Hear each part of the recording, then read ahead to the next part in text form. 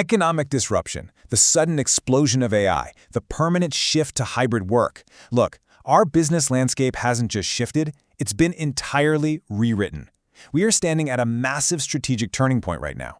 But here's the absolutely crucial mindset shift we need to make today. Disruption is not some threat you just react to.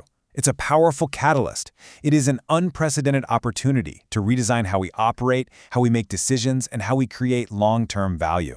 Welcome to This Explainer. Today, we're tearing down the biggest misconceptions around modernization and building a concrete, actionable roadmap to give you a sustainable business advantage.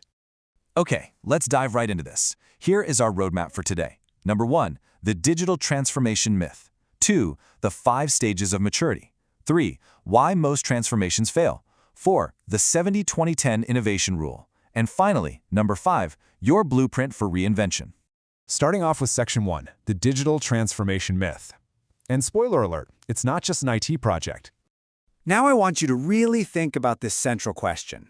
Why do so many digital transformations flat out fail? We've all seen it happen, right? Massive budgets get approved, huge multi-year timelines are established, you sit through endless workshops, and yet, months or even years later, the needle hasn't actually moved on business performance. The initiatives just stall out, and budgets are completely wasted.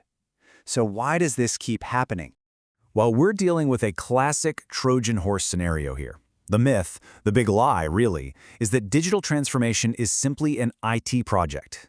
It's this naive belief that if you just buy a shiny new cloud platform, roll out the latest AI tool, or hand the whole mess off to a chief digital officer, boom, you've transformed. But the reality?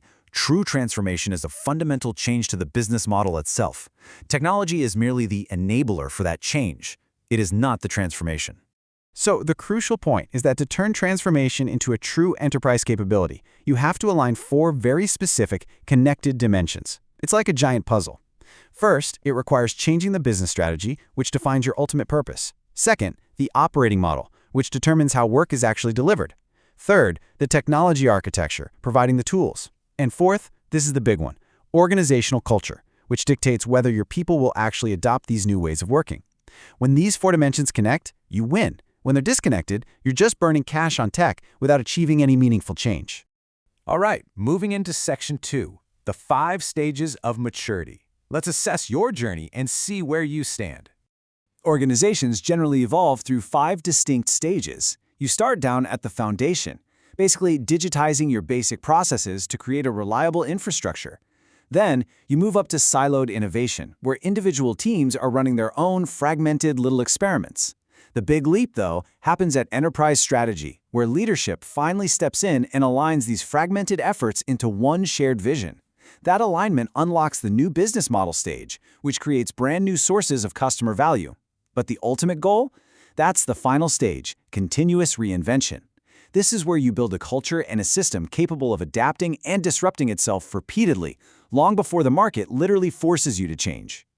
But listen, please keep this in mind. Maturity is not some rigid staircase that the entire company climbs at the exact same time. Actually, scratch that. It's highly nuanced. For example, you might have a finance team that has a brilliant, highly automated data foundation while your customer service department is over there still relying on totally manual legacy processes. Leaders need to assess this maturity across different functions and pinpoint the exact areas where investment will unlock the greatest immediate business value. Let's pivot to Section 3, why most transformations fail. We're looking at the roadblocks and traps. Here are the structural failures we see time and time again. Organizations constantly underestimate the sheer complexity of change. They let internal silos completely block progress. They measure mere activity, like, say, launching a platform, instead of actual tangible business outcomes. But pay special attention to this last one, the ambition to execution gap. This is incredibly dangerous. This happens when senior leaders announce a bold, sweeping transformation vision from the top, but they completely fail to give middle managers and frontline teams the time, the authority, or the incentives to actually execute it. Now, what's really interesting about this is how it completely reframes employee resistance. We so often label hesitant employees as stubborn or maybe out of touch, but think about this perspective for a second. People who appear to resist transformation are often simply protecting the stability and reliability of the business. They're just trying to meet existing performance expectations that honestly haven't been adjusted for the new transformation. So rather than treating these folks as obstacles, we have to empathize, educate, and involve them early so they become co-creators of the solution. Which brings us to Section 4, the 70-20-10 innovation rule. It's all about balancing the portfolio. In this incredibly useful framework, roughly 70% of your effort and resources should be dedicated to running and optimizing your core business, keeping the lights on, basically. Then 20% is allocated to continuous improvement and adjacent opportunities. And a fiercely protected 10% is strictly focused on disruptive, transformational ideas. Now sure, the exact percentages can flex a bit based on your industry, but the core principle is absolutely non-negotiable. You must deliberately allocate attention to both operational excellence today and future reinvention tomorrow at the exact same time. And looking at these two fatal extremes brilliantly illustrates why this balance is quite literally a matter of survival. If you focus 100% of your energy purely on the core business, you face the absolute certainty of market obsolescence. You become a dinosaur. But if you over-index and focus 100% on disruptive, pie-in-the-sky ideas, you totally undermine the very stability that keeps your business running right now. The 70-20-10 model forces leaders to have those tough, open discussions about resource allocation so the urgent daily fires don't consume your capacity to innovate. Finally, Section 5, your blueprint for reinvention, how we actually execute the change. Let's see how this all builds into a cohesive, 6-step implementation sequence. Step 1.